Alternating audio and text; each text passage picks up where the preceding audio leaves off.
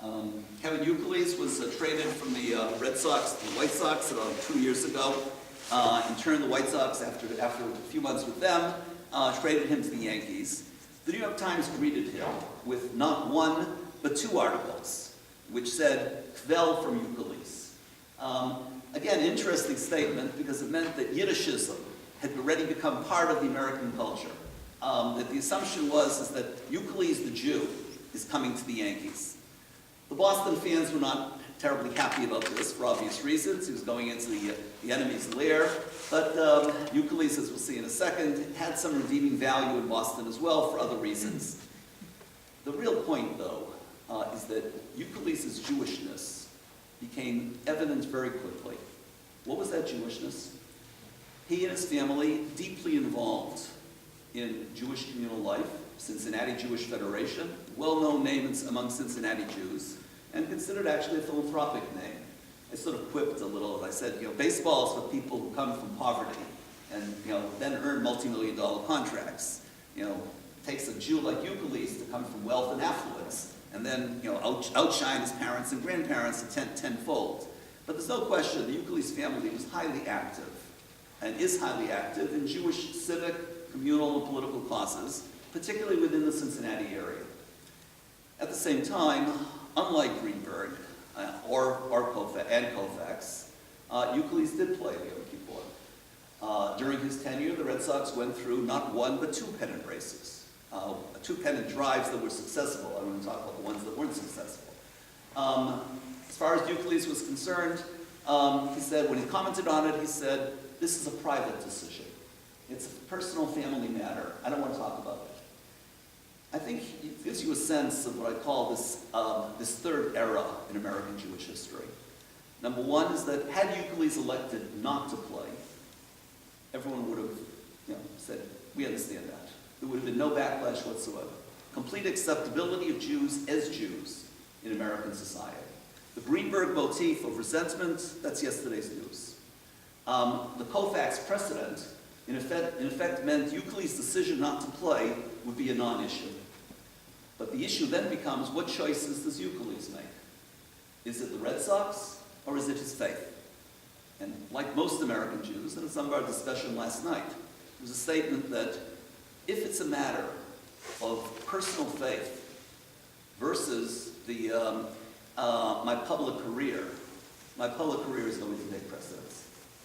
And in that respect, I use this as a vehicle of understanding where American Jews have been. This baseball narrative, one other footnote about Youkilis. I said in passing that notwithstanding the fact that he turned traitor and left the Red Sox for the Goyish Yankees, if you will, in Boston he still is revered. Why? And again, fascinating. He's married to Tom Brady's sister. Now, again, for the perception of Boston sports fans, Youkilis is still one of us, so to speak.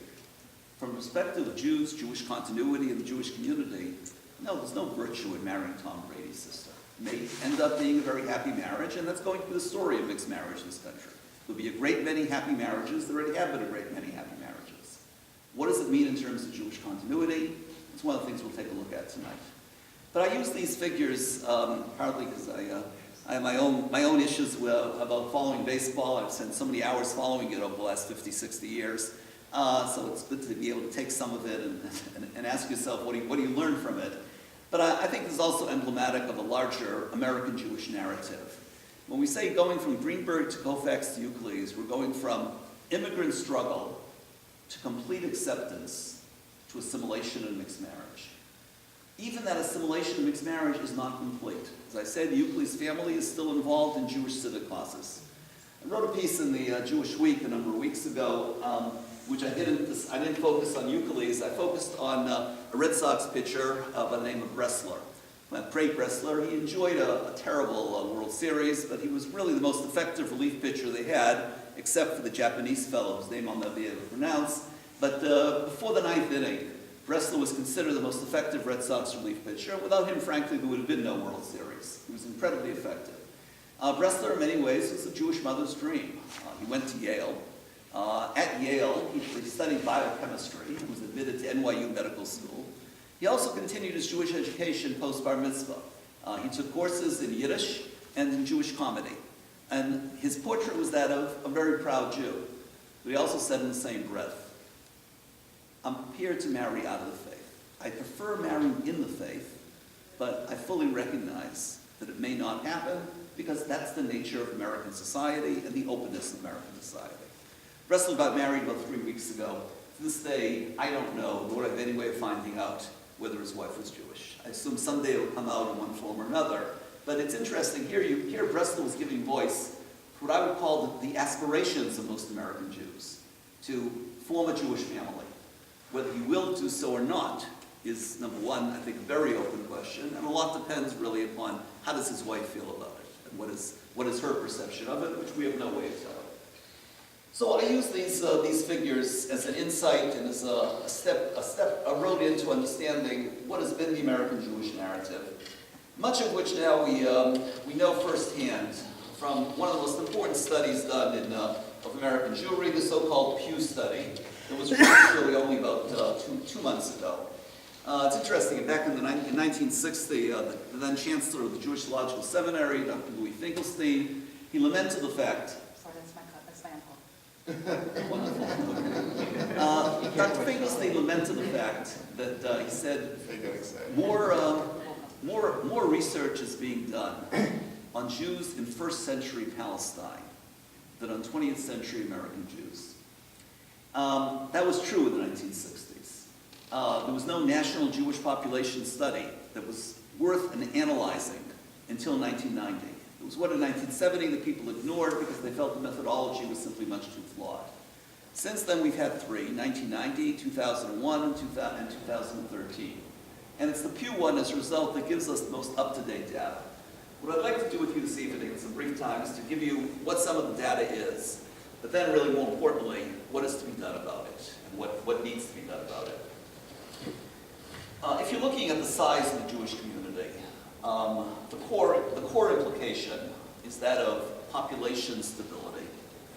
Some of us did predict, myself included, that we would probably see the loss of about 1 million Jews within the next 10, 15, 20 years. In 1990, we said there were 5.4 million Jews. In 2000, we said there's 5.2 million Jews. Suddenly in 2014, 2013, we see there's 6.7 million Jews. Now, how do you understand that figure?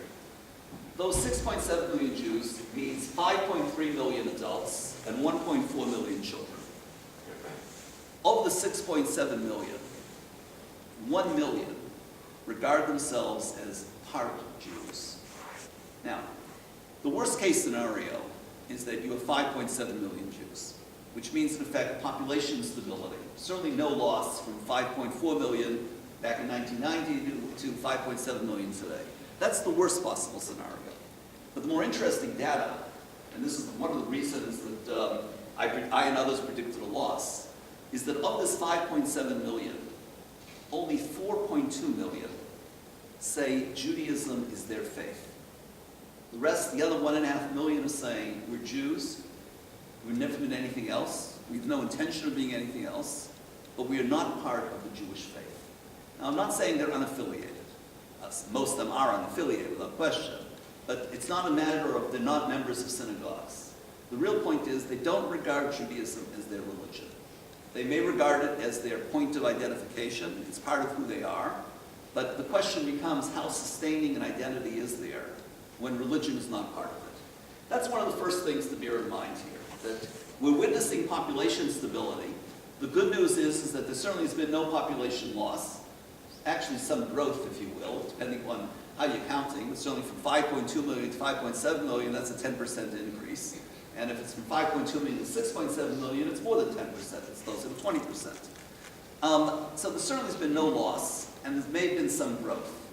But the question becomes, is that given that religion is less of a factor, what Mr. Soroka said last night, the general secularization of America, to what extent is that affecting the Jews?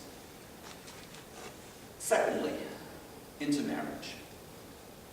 In 1990, the intermarriage rate had reached 52%, but again, there was some problems with that figure, and it turns out the rate was actually closer to 43%. By 2000, the rate had increased to 47%.